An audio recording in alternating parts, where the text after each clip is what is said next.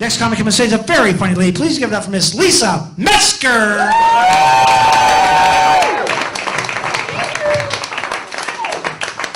Hello, everyone. Is this fun or what? So excited to be here tonight. We really appreciate all our friends and family that come out. Raise your hand if you're here to support a friend or family member. Did they bribe you? No, we love the support from friends and family. Let's talk about family. I mean, they're just wacky, aren't they? And every family has that one especially crazy member. I mean, if you can't think of one crazy person in your family, then guess what? We have a winner! So my family is huge, so we have a lot of crazies. I'm the youngest of 9 children.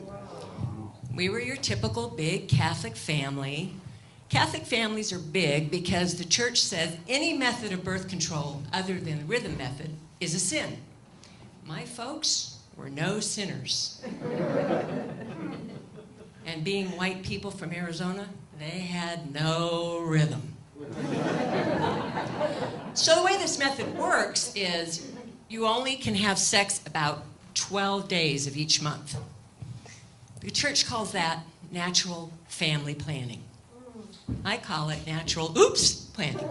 Rhythm is gonna get you, rhythm is gonna get you.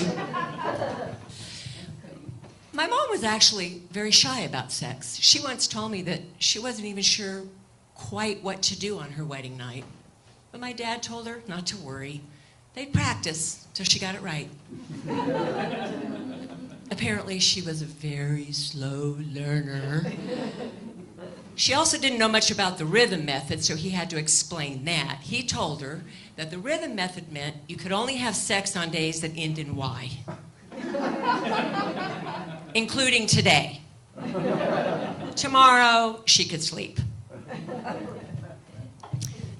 So you can imagine, coming from a large Catholic family, how crazy this was to have all of these kids. And my parents had too many kids and too little money. We were actually pretty poor. We wore mostly hand-me-down clothes. We'd sneak into the neighbor's yard after midnight and hand down whatever we could get off the clothesline. Our favorite place to shop, however, was Suds R Us. I mean, people leave unbelievable clothes right in the dryers. Or the washers. My mom made sure we changed our underwear every day. Sunday it was right side out, Monday it was inside out. It was also expensive to feed 9 kids. I mean, we would go to church on Saturday just to sweep up the rice after the weddings. My mom called that dish rice of matrimony. Sometimes we'd go to a local Mexican restaurant. We'd sit down, start in on the free chips and salsa, and after about, 30 baskets or so, we'd say, we changed our mind. Can we have that salsa in a doggy bag?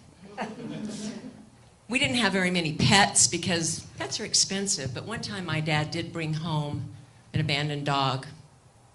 Spot was a great dog until he got hit by a car in front of our house. I know, we were devastated. We had a funeral and then a barbecue. Hit the spot. So my parents had to come up with, obviously, a lot of names for kids. And with 2 boys and 7 girls, my youngest brother had it pretty tough. I mean, he didn't want to play with the girls, but my oldest brother just picked on him. So during the day, his choice was tea parties or torture. And at night, the guys shared a bed.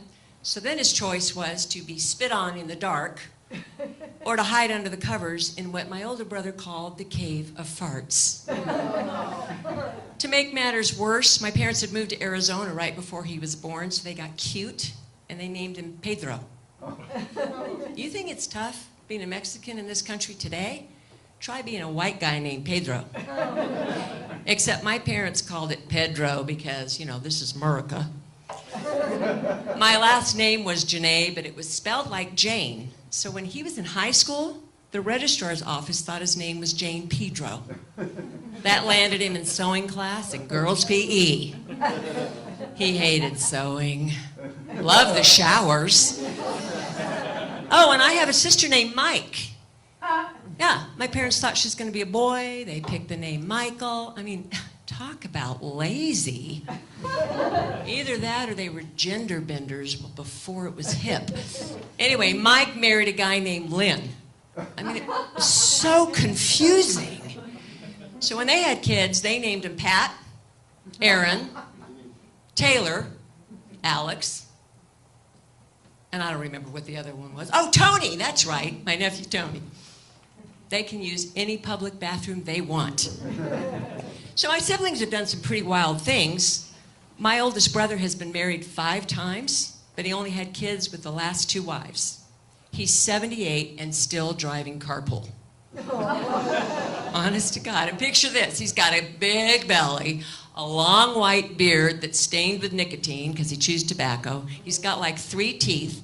And if the kids misbehave in carpool, he says, "I'm evil Santa, no Christmas for you."